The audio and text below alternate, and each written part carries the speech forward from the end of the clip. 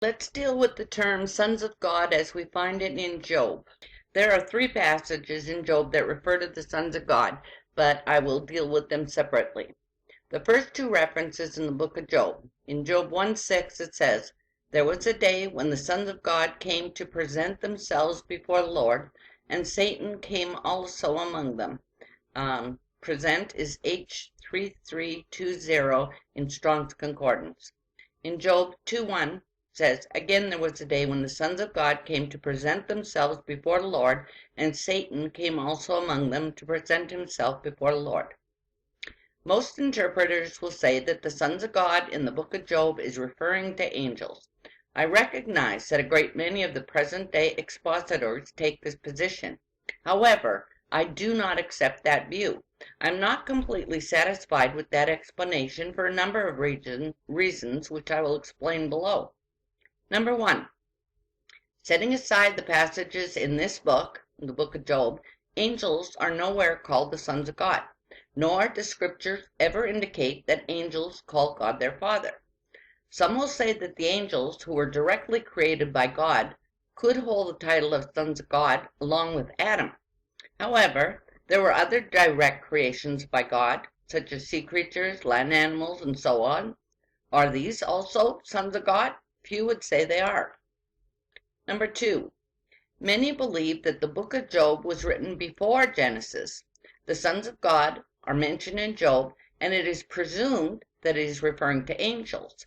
Therefore, Genesis must also be referring to angels. Now, it doesn't matter which book was written first. The problem is that Genesis means beginning or origin. God inspired the book of Genesis because he wanted us to know the beginning of all things. Therefore, the term sons of God has to follow the first mentioned principle of Bible interpretation. It has to be shown that Genesis is referring to angels first and not the other way around. Number 3, because the term sons of God are used in both the books of Job and Genesis, it is assumed that they are referring to the same thing, simply because they use the same terms. But one must demonstrate from the context of both books that the phrase means the same thing in both instances. For example, the phrase "Son of Man" refers to Ezekiel in the book of Ezekiel, but in the Gospels it refers to Jesus. 4, Job knows the word angels. You can read that in Job 4, verse 18. If God had meant for this to be angels, he would have said it. 5, some have suggested that in this instance the sons of God could possibly be referring to the souls of departed saints presenting themselves before God, like the souls of Abel, Adam, Methuselah, etc. 6, if the sons of God are angels, which angels are presenting themselves before God? Is it the holy angels or the fallen angels? Why would fallen angels present themselves before God? To worship him, beg for mercy, give an account of their mischief, or perhaps some other reason? Some believe it is holy angels presenting themselves before God to report back to God and give an account of their activities. If that's the case, why would Satan appear with them? Is he appearing with them to accuse them or lie about their activities? If God is the one that gives the angels specific orders, and he sees, hears, and knows everything before it is even done, then why would it be necessary for holy angels to present themselves before him to give an account of their activities? Do we ever read of Michael, Gabriel, or any other angels reporting back on their activities? There's not a single instance in the Bible. Also, righteous angels would not have to come and present themselves before God. They are always allowed in the presence of God, and they behold his face, nor is there any particular day assigned to them for service to God. Matthew 18:10 says that the angels do always behold the face of my Father which is in heaven. And Luke 1:19, Gabriel says, "I am Gabriel that stand in the presence of God."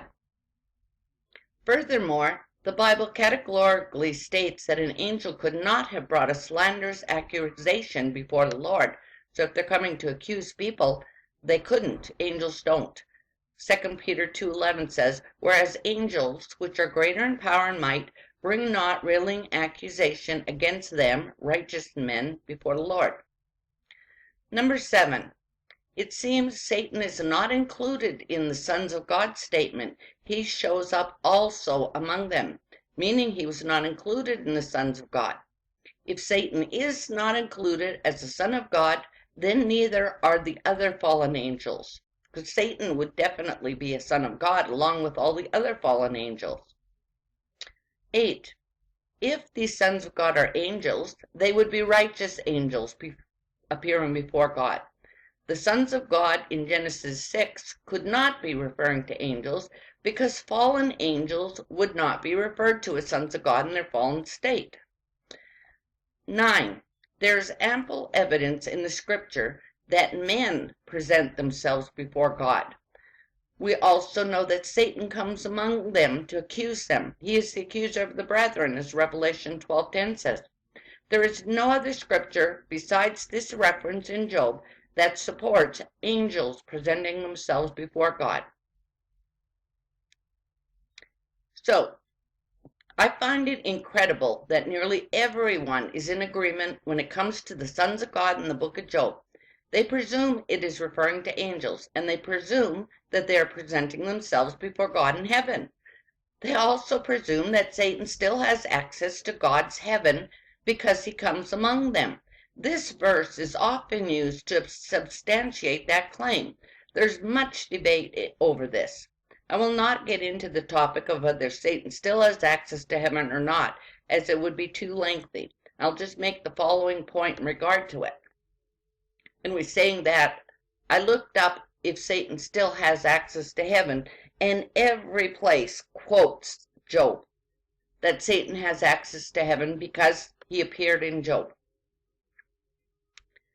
If it can be shown that it is men presenting themselves before God rather than angels, it would be a major argument against the idea that Satan still has access to heaven, and it would be a major argument against fallen angels mating with women in Genesis 6. Obstacles to the interpretation that it is angels presenting themselves. Okay, the book of Job is perhaps the oldest in the Bible. It goes back to earliest times when there seems to have been visible manifestations of the divine presence among men in connection with their worship. These sons of God in the book came before the presence of God. The same expression, presence, is used in Genesis 4:16, where Cain went out from the presence of God, and the same is used in Jonah, who fled from the presence of God. None would say that Cain or Jonah were fallen or going out from some audience with God in heaven. They were both on earth. Scripture often mentioned that people presented themselves before God. Sometimes we are even told that God came down to them on the earth. Here are some examples. Strong's Concordance, the word present is H3320. In Exodus 19, verses 17 and 20. Moses brought forth the people out of the camp to meet with God, and they stood, or presented, at the nether part of the mount. And the Lord came down upon Mount Sinai on the top of the mount. You can also see this in Exodus 34:1 and 2. The people were meeting with God, presenting themselves before God. This was happening on earth and not in heaven. Numbers 11:16 to 17. And the Lord said unto Moses, Gather unto me 70 men of the elders of Israel, whom thou knowest to be the elders of the people and officers over them, and bring them unto the tabernacle of the congregation, that they may stand there with thee, and I will come down and talk with thee there. Deuteronomy 31:14 and 15. The Lord said unto Moses, Behold, thy days approach, that thou must die. Call Joshua, and present yourselves in the tabernacle of the congregation, that I may give him a charge. And Moses and Joshua went and presented themselves in the tabernacle of the congregation, and the Lord appeared in the tabernacle in a pillar of a cloud. Joshua 24:1. And Joshua gathered all the tribes of Israel to Shechem, and called for the elders of Israel, and for their heads, and for their judges, and for their officers, and they presented themselves before God. 1 Samuel 10:19. And ye have this day rejected your God, who himself saved you out of all your adversaries and your tribulation. And ye have said unto him, Nay, but set a king over us. Now therefore present yourself before the Lord by your tribes and by your thousands. Exodus 23:17. 3 times in the year all the males shall appear before the Lord. Deuteronomy 16:16. 3 times in the year shall all thy males appear before the Lord thy God in the place which he chose. More in Leviticus and Jude, etc., throughout the Bible. Time after time, people presented themselves before God. This was not something going on in heaven. We also have a reference in Zechariah to an event taking place on earth where Satan is also present to oppose Joshua.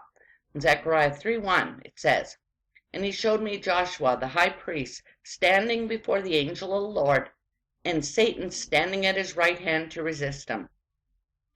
So we see from the above scriptures that it was not uncommon for people to present themselves before the Lord, and we can also see that Satan could come among them.